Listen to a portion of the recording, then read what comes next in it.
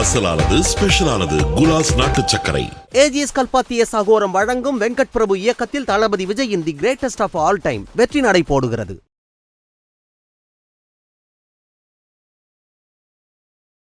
வைத்திலிங்கம் எங்களோடு ஒருங்கிணைப்பு குழுவுல இணைந்து பயணிக்கிற தன்னுடைய விருப்பத்தை சொல்லியிருக்காரு.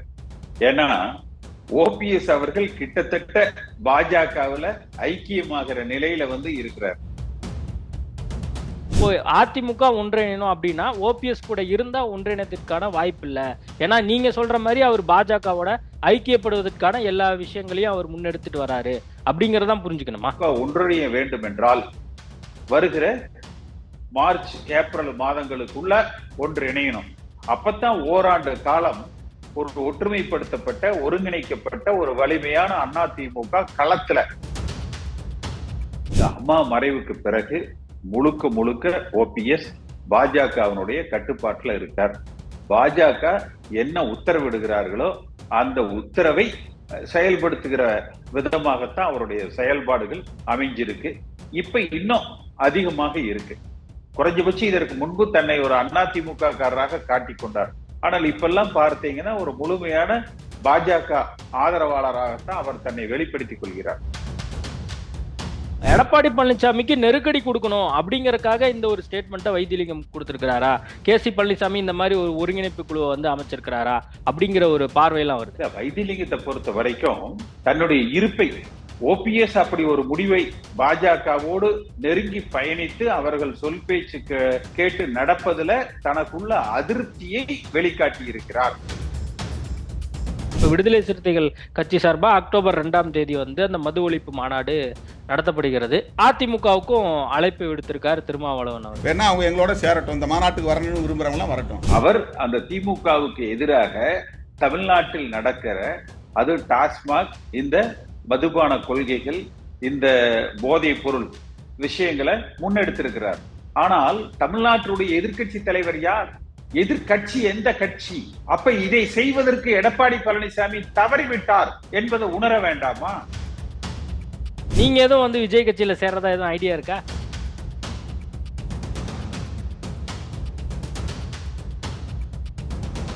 ஐபிசி தமிழ் நேயர்களுக்கு வணக்கம். இன்றைய நேர்காணலில் நம்மோடு இணைந்திருப்பவர் முன்னாள் நாடாளுமன்ற உறுப்பினர் கேசி பழனிசாமி அவர்கள். வணக்கம் சார். வணக்கம் சர்மா.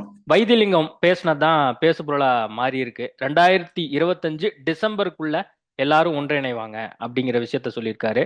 அது மட்டும் இல்லாம எடப்பாடி பழனிசாமி மட்டும் இல்லாம யார் யாரெல்லாம் ஒன்று சேரணும்னு நினைக்கிறாங்களோ எல்லாருமே ஒன்று சேரலாம் அப்படிங்கிற கருத்தையும் அவர் தெரிவிச்சிருக்கிறாரு.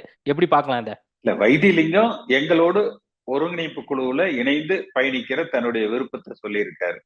ஏன்னா ஓபிஎஸ் அவர்கள் கிட்டத்தட்ட பாஜகவுல ஐக்கியமாகிற நிலையில இருக்கிறார். ஓபிஎஸ் அவர்களால எந்த விதமான செயலாக்கமும் இல்லை, ஒரு அரசியல் பணிகளும் எதுவும் இல்லை, எந்த கருத்துக்களும் அவர் சொல்றது இல்லை.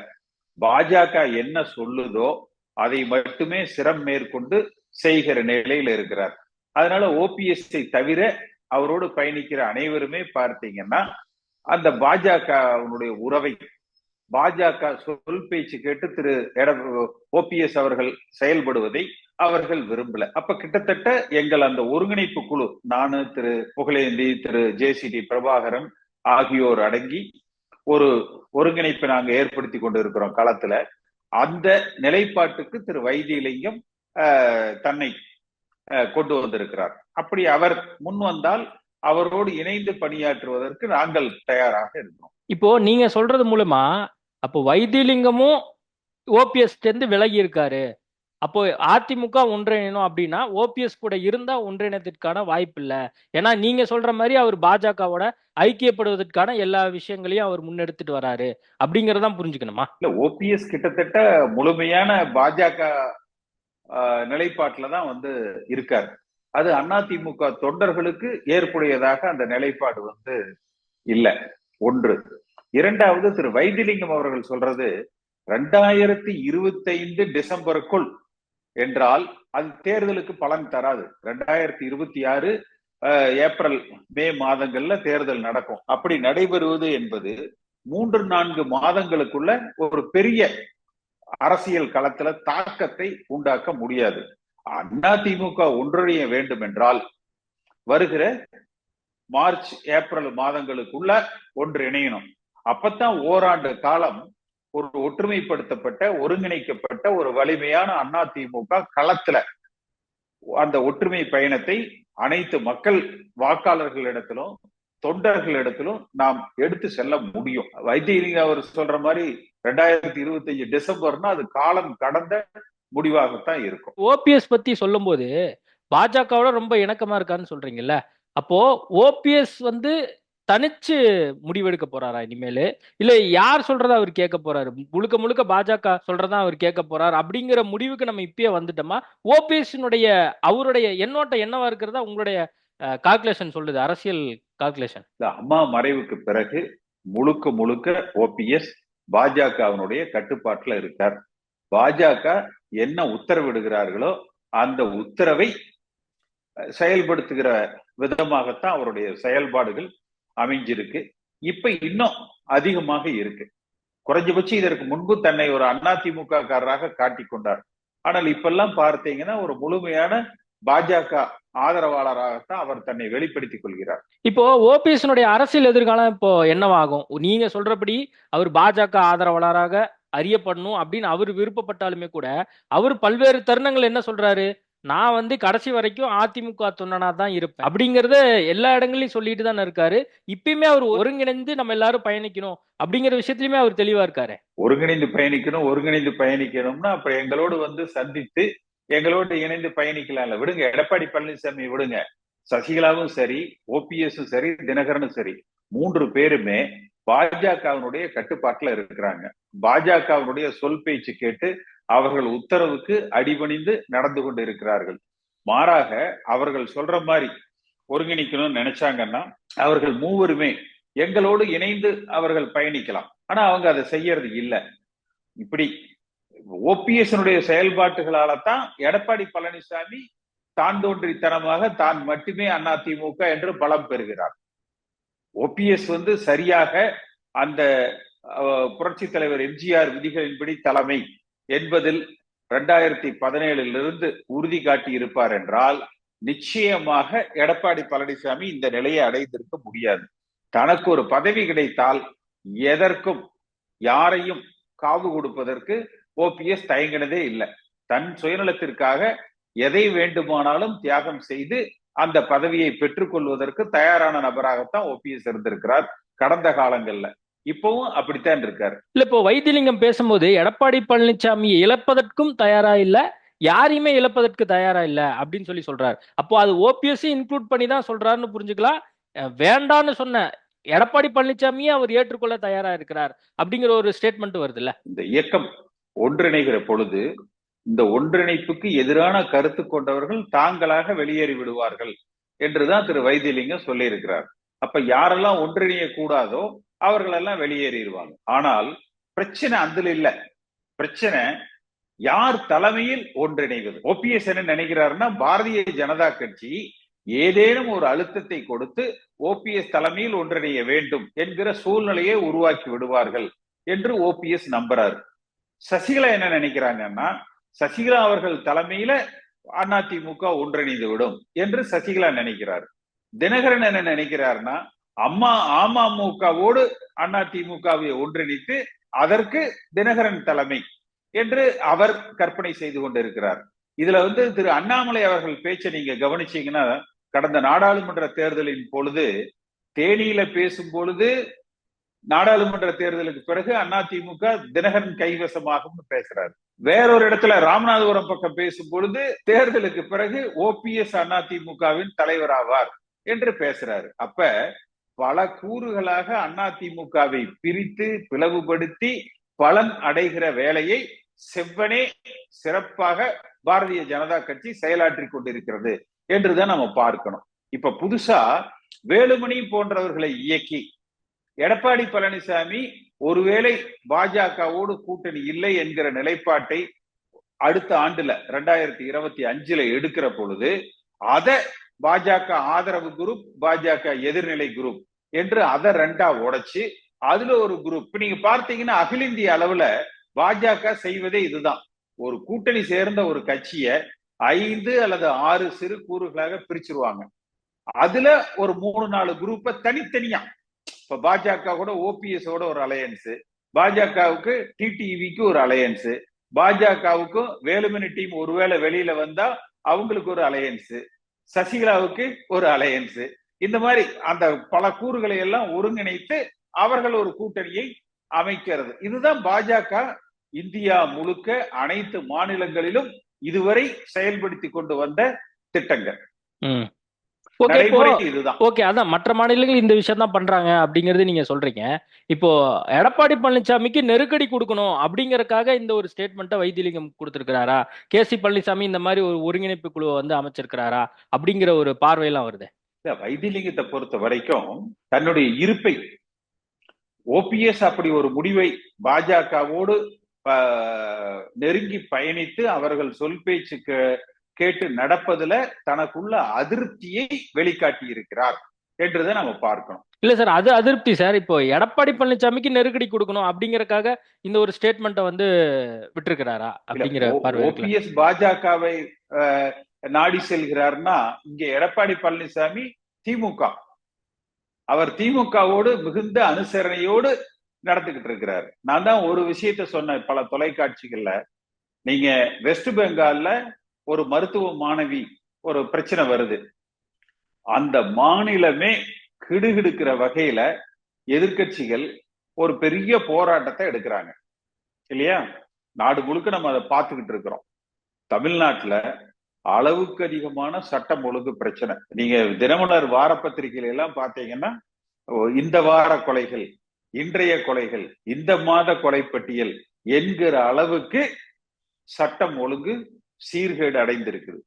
அதே போல பார்த்தீங்கன்னா இந்த குட்கா, கஞ்சா, கூலிப்பு, ஹெராயின், அபின், இது அதிக அளவுல தமிழ்நாட்டுக்குள்ள புழக்கம். ஒருவேளை நம்ம குட்கா பாஸ்கர் இதுக்கெல்லாம் காரணமா கூட இருந்திருக்கலாம். இதை விதைத்தவர் தமிழகத்துல அவரா கூட வந்து இருந்திருக்கலாம். ஆனால் இன்றைக்கு இந்த கையாலாகாத திமுக அரசாங்கம் அதை கட்டுப்படுத்த தவறி பள்ளிக்கூட மாணவர்கள், கல்லூரிகள்ல இருந்தது பள்ளிக்கூடங்கள்ல கூட இன்றைக்கு, அது கிராமப்புறங்கள்ல கூட இன்றைக்கு அது பரவி இருக்குது. அப்ப அதுல ஒரு மிகப்பெரிய சீர்கேடு நடந்துகிட்டு இருக்கு. அடுத்து லஞ்சம் ஊழல் அப்படின்னு நீங்க எடுத்தீங்கன்னா தமிழ்நாட்டு வரலாறுல இதுவரை காணாத அளவுக்கு, கண்டிராத அளவுக்கு லஞ்சம் ஊழல் தலைவிரித்து ஆடுது. அதே போல டாஸ்மாக் பாத்தீங்கன்னா ஒரு மளிகை கடை, பெட்டி கடை எல்லா இடங்களிலும் தாராளமா புழங்குது. அதே போல டாஸ்மாக் பார்களுக்கு எந்த விதமான நேரம் கிடையாது, 24 மணி நேரமும் அவைகள் இயங்குகின்றன. ஆனா வெளியில பார்த்தீங்கன்னா திமுகவில் என்ன செய்யறாங்க, திரு ஸ்டாலின் அவர்கள் ஒருபுறம் இந்தியா கூட்டணி, மறுபுறம் பாஜகவுக்கும் வெண்சாமரம் வீசிக்கொண்டு இருக்கிறார். இன்னொரு புறம் எடப்பாடி பழனிசாமிக்கும் திரு ஸ்டாலின் அவர்களுக்கும் மிகப்பெரிய புரிதல். இல்லைன்னா திரு ஸ்டாலின் வந்து அவர் எதிர்கட்சி தலைவராக இருந்த பொழுது என்னெல்லாம் சொன்னார்னு யோசிச்சு பாருங்க. 14 முன்னாள் அமைச்சர்கள் மீது கவர்னர் இடத்துல ஆதாரத்தோட கொண்டு போய் புகார் கொடுத்தார். நான் கலைஞரின் மகன், சொன்னதை செய்வேன், செய்வதை சொல்வேன், என்னெல்லாம் டயலாக் பேசினாரு, என்னெல்லாம் வந்து வசனம் பேசினாரு. ஆனால் இந்த 3 ஆண்டு காலத்துல இவர் எடுத்த நடவடிக்கைகள் என்ன? எந்த ஒரு நடவடிக்கையும் அவர் வந்து எடுக்கல. அதுக்கு காரணம் என்ன? ஸ்டாலினுக்கும் எடப்பாடி பழனிசாமிக்கும் இருக்கக்கூடிய அந்த புரிதல், அதன் காரணமாக இவர் மீது நடவடிக்கை இல்லை. அதற்கு கைமாறாக பிரதி உபகாரமாக எடப்பாடி பழனிசாமியும் பேச்சளவுல, அறிக்கை அளவுல ஒரு பெரிய திமுக எதிர்ப்பு நிலையை எடுக்கிறாரே ஒழிய, வெஸ்ட் பெங்கால்ல போல இந்த அரசாங்கம் கிடுகிடுக்க வைக்கப்படுகிற அளவுக்கு இந்த அரசாங்கத்துல இருக்கிற அவலங்களை தோலுரித்து மக்களிடத்துல எடுத்து வைக்கிற நிலையில அவருடைய செயல்பாடுகள் இல்லை. அப்ப எடப்பாடி பழனிசாமியும் இல்லாமல், ஓபிஎஸ் சசிகலாவும் இல்லாமல் இந்த இயக்கம் ஒன்றிணைக்கப்பட்டு புரட்சி தலைவர் எம்ஜிஆர் வழியில தொண்டர்களால ஒரு தலைமை உருவாக்கப்படுகிற பொழுது அது அந்த தலைமை சாதிக்கு மதத்துக்கு அப்பாற்பட்டதா இருக்கணும். இன்னைக்கு எல்லோரும் என்ன சொல்றாங்கன்னா, தென் மாவட்டங்கள்ல அதிமுக தேஞ்சிருச்சு, தென் மாவட்டங்கள்ல அதிமுக காணாங்கிறாங்க. அதைவிட மோசமாக சென்னை, செங்கல்பட்டு, திருவள்ளூர், காஞ்சிபுரம். சென்னையில எல்லாம் ஒரு தொகுதியில கூட அதிமுக ஜெயிக்காது. சென்னை, செங்கல்பட்டு, திருவள்ளூர், காஞ்சிபுரம், அந்த சென்னை மண்டலம் கம்ப்ளீட் ஏடிஎம்கே வாஷ் அவுட். அதான் சார், இப்படி வாஷ் அவுட்டா இருக்கு தமிழ்நாடு ஃபுல்லா. இப்படி ஒரு சூழ்நிலை சென்னை சுற்றியுள்ள பகுதியில் இப்படி ஒரு வாஷ் அவுட் மாதிரியான ஒரு சூழல் இருக்கும்போது 2026 அதிமுக ஆட்சி அப்படின்னு சொல்லி கேசி பழனிசாமி சொல்றாரு, வைத்தியலிங்கம் சொல்றாரு, எடப்பாடி பழனிசாமி சொல்றாரு, அம்மா ஆட்சி வரணும்னு ஓ பன்னீர்செல்வம் சொல்றாங்க, சசிகலா ஒரு பக்கம் சுற்றுப்பயணத்தின் போது சொல்றாங்க. எப்படி சாத்தியப்படும்? ஒன்றிணை முடியாது. அதே சமயத்துல எங்களுக்கு பலம் இருக்கு அப்படின்னு சொல்லி ஆளாளுக்கு சொல்லிட்டு இருக்கும் போது எப்படி 2026 அதிமுக ஆட்சி வரும்? அதாவது அப்படி 2026 அதிமுக ஆட்சி மீண்டும் அமைவதற்கு என்னென்னலாம் செய்யணும்? ஒன்றுபட்ட அதிமுக உருவாக்கப்படணும். அது சாதிக்கும் மதத்திற்கும் அப்பாற்பட்டதாக இருக்கணும். லஞ்சத்துக்கும் ஊழலுக்கும் அப்பாற்பட்ட தலைவர்கள் முன்னிலைப்படுத்தப்பட வேண்டும். 2வது, இந்த இயக்கம் ஒன்றுபடுத்தப்பட்டு பாஜக கூட்டணியில, என்டிஏ கூட்டணியில் இருக்கிற கட்சிகள்ல பாஜகவை தவிர்த்து விட்டு மற்ற கட்சிகள் அதிமுக கூட்டணிக்குள்ள கொண்டு வரப்படணும். இன்றைக்கு கூட பாத்தீங்கன்னா அந்த மதுவிலக்கு பிரச்சாரத்துல திருமாவளவன் அவர்கள் ஒரு மாநாடு நடத்துறாரு. அதுக்கு அதிமுகவையும் அழைத்திருக்கிறார். அப்ப ஒரு மதுவிலக்கை கண்டித்து திமுக கூட்டணியில இருக்கிற திருமாவளவன் மாநாடு நடத்துறாரு. அப்ப எடப்பாடி பழனிசாமி என்ன பண்ணிட்டு இருக்கிறாரு? எடப்பாடி பழனிசாமி எதிர்கட்சி தலைவரா, திருமாவளவன் எதிர்கட்சி தலைவரா? அப்ப எடப்பாடி பழனிசாமியினுடைய செயல்பாடுகள் சரியில்லை என்பதைத்தான் அது காட்டுது. அப்ப குறைஞ்சபட்சம் அதை பார்த்துட்டு எடப்பாடி பழனிசாமி புலங்காயுதம் அடைகிறார். ஆஹா, திருமாவளவன் நம்மளை அழைத்து விட்டார், ஆட்சி நம்மளதுதான், கூட்டணி நமக்கு வந்துருவாங்க என்று. ஆனா அவர் என்ன சொல்லணும்? தமிழ்நாட்டினுடைய உண்மையான எதிர்கட்சி அதிமுக, தமிழ்நாட்டினுடைய அதிகாரப்பூர்வமான எதிர்கட்சி தலைவர் எடப்பாடி பழனிசாமி. அப்ப இந்த விஷயத்த நம்ம முன்னெடுக்கணும் என்று ஒரு மதுவிலக்கு, மது ஒழிப்பு ஒரு மாநாட்டை நடத்தி திமுகவை தவிர்த்து மீதம் இருக்கிற எல்லா கட்சிகளையும் ஒருங்கிணைத்து ஒரு தமிழ்நாடு ஸ்தம்பிக்கிற வகையில சட்டம் ஒழுங்கு, மதுவிலக்கு, இந்த பிரச்சனைகளை எல்லாம் முன்னிறுத்தி அவர் நடவடிக்கை எடுக்கல. அப்ப அது போன்ற நடவடிக்கைகளை எடுக்கணும். எடப்பாடி பழனிசாமி எடுக்காததுக்கு காரணம் அவர்கள் மீது இருக்கிற வழக்குகள். இவங்களை பொறுத்த வரைக்கும் ஸ்டாலினுக்கும் எடப்பாடி பழனிசாமிக்கும் நன்வேண்டா அப்படிங்கிற அந்த புரிதல். நீ செய்யறத நான் கண்டுக்கல, நான் செய்யறத நீ கண்டுக்காத. அப்ப இந்த அரசாங்கத்தினுடைய மிகப்பெரிய பலம் எடப்பாடி பழனிசாமி, எடப்பாடி பழனிசாமியினுடைய மிகப்பெரிய பலம் திரு மு.க. ஸ்டாலின். ஓகே சார், இன்னொரு விஷயம், இப்போ நீங்க பேசும்போது சொன்னீங்க இல்லையா, இப்ப விடுதலை சிறுத்தைகள் கட்சி சார்பா அக்டோபர் 2ஆம் தேதி அந்த மது ஒழிப்பு மாநாடு நடத்தப்படுகிறது. அதிமுகவுக்கும் அழைப்பு விடுத்திருக்காரு திருமாவளவன் அவர்கள். இது தேர்தலோட ஒப்பிட்டு நம்ம பார்க்க வேண்டாம், தேர்தல் அரசியல இருந்து ஒப்பிட்டு பார்க்க வேண்டாம், ஜனநாயகபூர்வமா எந்தெந்த சக்திகள் இருக்கோ எல்லாரும் சேர்ந்து இந்த மது ஒழிப்பு விவகாரத்துல ஒன்று சேரணும் அப்படின்னு சொல்லி திருமாவளவன் சொல்லியிருக்காரு. இதுவே ஒரு நல்ல சைனா நீங்க பாக்குறீங்களா? திருமாவளவன் எடுத்திருக்கிற முயற்சி சரியான முயற்சி. அதுதான் நான் சொன்னேன். அவர் அந்த திமுகவுக்கு எதிராக தமிழ்நாட்டில் நடக்கிற அது டாஸ்மாக், இந்த மதுபான கொள்கைகள், இந்த போதைப் பொருள் விஷயங்களை முன்னெடுத்திருக்கிறார். ஆனால் தமிழ்நாட்டினுடைய எதிர்கட்சி தலைவர் யார்? எதிர்கட்சி எந்த கட்சி? அப்ப இதை செய்வதற்கு எடப்பாடி பழனிசாமி தவறிவிட்டார் என்பதை உணர வேண்டாமா? ஏன் அதை உணர மறுக்கிறாங்க? ஏன் அதை எடப்பாடி ஒரு திருமாவளவன் திமுக கூட்டணியில இருந்துகிட்டு இதை செய்யறாரு. இன்றைக்கு கூட திரு டி.கே.எஸ். இளங்கோவன் அவர்கள் அதிமுகவை அழைத்தது தவறு என்று திருமாவளவனுக்கு தன்னுடைய திமுக கட்சி சார்பாக தன்னுடைய அந்த வருத்தத்தை பகிர்ந்து கொண்டு இருக்கிறார். நம்ம அதை கண்டனமோட எடுத்துக்க வேண்டாம், தன்னுடைய வருத்தத்தை பகிர்ந்து கொண்டு இருக்கிறார் இல்லையா?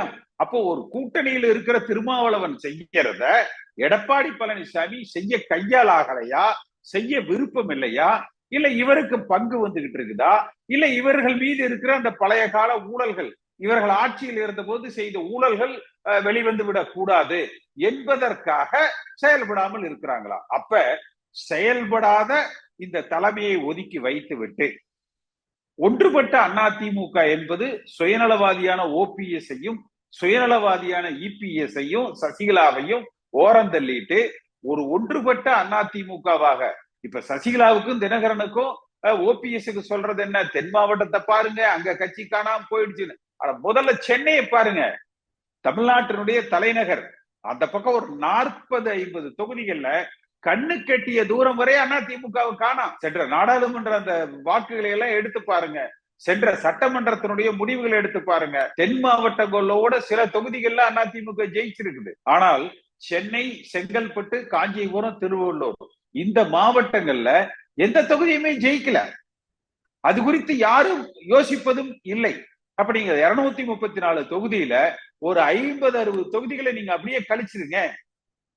அப்ப மிச்சம் இருக்கிற 175-180 தொகுதிகளுக்குள்ளதான் அதிமுக தன்னுடைய வலிமையை தேடணும். திமுகவுக்கு ஸ்ட்ரைட்டா அந்த சென்னை மண்டலத்துல ஒரு 40-50 தொகுதிகள் வந்துருது. அப்ப மிச்சம் இருக்கிற தமிழ்நாட்டுல ஒரு 75 தொகுதிகள், ஒரு 160-70 தொகுதிகள்ல ஒரு 75 தொகுதிகள் அவங்க பிடிச்சா போதும். ஆனா அதிமுகவுடைய நிலை என்ன? ஒரு 175-180 தொகுதிகள்ல 130 தொகுதிகளை பிடிச்சு ஆகணும் என்கிற நிலை. அப்ப நம்ம சரி செய்ய வேண்டியது இந்த சாதிய அரசியல் வட்டத்துக்குள்ள, வளையத்துக்குள்ள இபிஎஸ், ஓபிஎஸ், சசிகலா, தினகரன், இந்த லஞ்ச லாவண்ய வளையத்துக்குள்ள இபிஎஸ், ஓபிஎஸ், சசிகலா, தினகரன். அப்ப இன்றைக்கு தங்களது பணபலத்தால இந்த இயக்கத்தை, தங்களது ஊடக பலத்தால இந்த இயக்கத்தை தங்கள் கட்டுப்பாட்டில் இருப்பது போன்ற ஒரு தோற்றத்தை உண்டாக்குறாங்க. இதெல்லாம் புரட்சி தலைவர் காலத்துல இருந்து இந்த இயக்கத்துல பயணிக்கிற என் போன்ற புரட்சி தலைவர் எம்ஜிஆர் வழிவந்தவர்கள், உண்மை தொண்டர்கள் மனம் வெதும்புகிறார்கள். இந்த இயக்கம் ஒன்றுபட வேண்டும், வலிமைப்பட வேண்டும். 2026 மீண்டும் ஆளுகிற கட்சியாக அதிமுக உருப்பெற வேண்டும் என்று விரும்புறாங்க. அவர்களை நாங்கள் ஒருங்கிணைத்துக்கிட்டு இருக்கிறோம். ஓகே, நம்ம பார்ப்போம் என்ன நடக்குது அப்படின்னு சொல்லி. அதே மாதிரி இப்போ அண்மையில டிவிகேவில் செஞ்சி ராமச்சந்திரன் இணைய போறார் அப்படிங்கிற ஒரு செய்தி ஒன்று வந்துச்சு. இது தொடர்பா எடப்பாடி பழனிசாமிட்டையும் வந்து கேட்டாங்க. அவர் வந்து செய்திகளில் வந்து பொய்யான செய்தி பரப்புறாங்க, அந்த மாதிரி விஷயம் வந்து உங்களுக்கு எப்போ வந்துச்சு? இந்த மாதிரி செய்தியை வந்து நானும் கேள்விப்பட்டேன், அது பொய்யான செய்தி அப்படின்னு சொல்லி சொல்றாரு. அப்படி அவர் போவதற்கான சூழல் எது இருக்கிறதா நீங்க பாக்குறீங்களா? நீங்க கூடவே இப்ப சமீபத்துல எனக்கு ஒரு மதுரையில இருந்து ஒரு அதிமுக நண்பர் ஒரு வீடியோ அனுப்பிச்சாரு. ஆர்வி உதயகுமார எல்லோரும் கட்சிக்காரங்க, ஏயா நீ திமுக இருந்து வந்தவங்களுக்கு எல்லாம் பதவி கொடுத்துட்டு இருக்கிற என்று கேரவ் பண்ணுவாங்க. அது ஒரு வீடியோ வந்து இருக்கு பாருங்க, சமூக வலைதளத்துல கூட இப்பதான் போட்டேன். அப்ப எடப்பாடி பழனிசாமியை பொறுத்த வரைக்கும் அதிமுகல எம்ஜிஆர் காலத்துல இருந்து பயணித்த லட்சக்கணக்கான பேர், என் போன்றவர்கள் விலக்கப்பட்டு இருக்கலாம், விலகி இருக்கலாம், விரட்டப்பட்டு இருக்கலாம், நீக்கப்பட்டு இருக்கலாம். அதை பத்தி எல்லாம் துளி கூட கவலையே கிடையாது. அவருக்கு முக்கிய யாரெல்லாம் தெரியுமா? இந்த சிம்லா முத்துச்சோழன், அம்மாவை எதிர்த்து போட்டிக்கிட்டாங்க பாருங்க திமுக வேட்பாளராக. அவர் கட்சியில சேர்ந்து 15 நாள்ல அவருக்கு நாடாளுமன்ற தேர்தலில் போட்டியிட வாய்ப்பு கொடுத்தாரு பாருங்க, அவரு. அப்புறம் மதுரையில டாக்டர் சரவணன், அம்மாவுடைய அந்த கையெழுத்து போலி என்று நீதிமன்றம் வரை சென்று வழக்காடி அம்மா மீது பல குற்றச்சாட்டுகளை எல்லாம் நீதிமன்றத்துல வைத்து சர்வ கட்சியிலும் பயணித்த பாஜக, திமுக, மீண்டும் அதிமுக என்று பயணித்த திரு சரவணன், அவருக்கு ரொம்ப முக்கியம். அதே போல மதிமுக, திமுக, அதிமுக என்று பயணிக்கிற செஞ்சி ராமச்சந்திரன் அவருக்கு முக்கியம். எடப்பாடி பதறாரு, ஏன்னா திமுகவிலிருந்து வந்தவர்கள் மீது அவருக்கு ஒரு தனி பாசம். ஏன்னா கலைஞரின் வழித்தோன்றலாகத்தான் எடப்பாடி பழனிசாமி தன்னுடைய செயல்பாடுகளால் நிரூபித்துக் கொண்டிருக்கிறார். நீங்க புரட்சி தலைவர் எம்ஜிஆர் வழிவந்த உண்மை அதிமுக விசுவாசிகள் எந்த இடத்துலயும் சலனப்படாம இந்த இயக்கம் வலிமை பெறணும் என்று மட்டும்தான் நினைப்பாங்க. இதுவரைக்கும் பல பேர் போயிருக்காங்க. எடப்பாடி பழனிசாமி அதுக்கு வாழ்த்து தெரிவித்திருக்கிறார், மகிழ்ச்சி அடைந்திருக்கிறார், உண்மையான அதிமுக காரங்க. ஆனா செஞ்சி ராமச்சந்திரனுக்கு பதறாரு. ஏன்? அப்ப இவர் அதிமுக கட்சிக்கு தலைவரா இல்ல கருணாநிதி கட்சிக்கு தலைவரா? இவரு நீங்க எதுவும் வந்து விஜய் கட்சியில சேர்றதா எதுவும் ஐடியா இருக்கா? ஏன் உங்களுக்கு என்ன கொளுத்தி போடுறீங்க?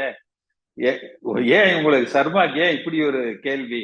முடிஞ்ச விஜய் சொல்லி இந்த எடப்பாடி பழனிசாமி சொல்லுங்க. இல்ல நான் எதுக்காக கேட்கிறேன், சில அதிமுகவை சேர்ந்த சில திமுகவை சேர்ந்த முன்னாள் எம்பி எம்எல்ஏக்கள் வந்து விஜய் கட்சியில இணைய போறாங்க அப்படின்னு சொல்லி நம்ம கேள்விப்படுறோம். அதுல ஒரு சில எம்எல்ஏக்கள் நேரடியாக வந்து அவர்கிட்ட போய் பார்த்து பேசுவதற்கான ஒரு சூழல் அமைந்ததாகவும் நாங்க கேள்விப்பட்டோம்.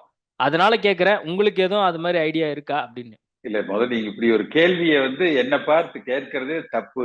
என்றுதான் நான் சொல்லுவேன். ஏன்னா என்னுடைய நோக்கம் என்பது இந்த அதிமுக ஒருங்கிணைக்கப்பட வேண்டும், ஒன்றிணைக்கப்பட வேண்டும், வலிமைப்படுத்தப்பட வேண்டும். எம்ஜிஆர் வழியில் தொண்டர்களால் ஒரு தலைமை அடையாளப்படுத்தணும். 2026 ஆளுகிற கட்சியாக அதிமுக உருவெடுக்கணும். இந்த ஒற்றை புள்ளியில தான் நாங்கள் பயணித்துக் கொண்டு இருக்கிறோம். சமீபத்துல திரு புகழேந்தி அவர்கள் திருமாவளவனை சந்திச்சு பேசியிருக்காரு. திரு விஜய் அவர்களோட பேசிட்டு இருக்கிறாரு. இதெல்லாம் நாங்க ஒருங்கிணைப்பு குழுவுல முடிவு பண்ணி ஒரு கூட்டணி அமைப்பதற்கு உண்டான பூர்வாங்க பேச்சுவார்த்தைகள் நடந்துகிட்டு இருக்கு. அது நாங்க போய் வெளியில எங்கேயும் சேருவதல்ல. எங்களோடு யாரெல்லாம் எங்களோடு இணைந்து யார் புரட்சி தலைவர் எம்ஜிஆர் ஆட்சியை அமைப்பதற்கு தோல் கொடுக்கிறார்களோ அவர்களை அரவணைத்து செல்வதற்கு நாங்கள் தயாராக இருக்கோம். அதான் கேக்குறேன். இப்ப அதிமுகவோட சேர்ந்து தாவாக்காவும் வர்றதுக்கு தயாரா இருக்கு. அதற்கான முயற்சிகளும் ஈடுபட்டு இருக்கு. அப்படி புரிஞ்சுக்கலாமா? இல்ல, அது இப்ப நீங்க சமீபத்துல அதுக்கு உண்டான பேச்சுவார்த்தைகள் நடந்துகிட்டு இருக்கு. Okay sir. தற்போதைய தகவலுக்கும் அதே மாதிரி பல்வேறு சுவாரஸ்யமான பதில் கொடுத்திருக்கீங்க. நேர்காணல் கொடுத்ததுக்கு மிக்க நன்றி. அசலானது ஸ்பெஷலானது குலாஸ் நாட்டு சர்க்கரை. ஏஜிஎஸ் கல்பாத்திய சகோரம் வழங்கும் வெங்கட் பிரபு இயக்கத்தில் தளபதி விஜயின் the greatest of all time வெற்றி நடை போடுகிறது.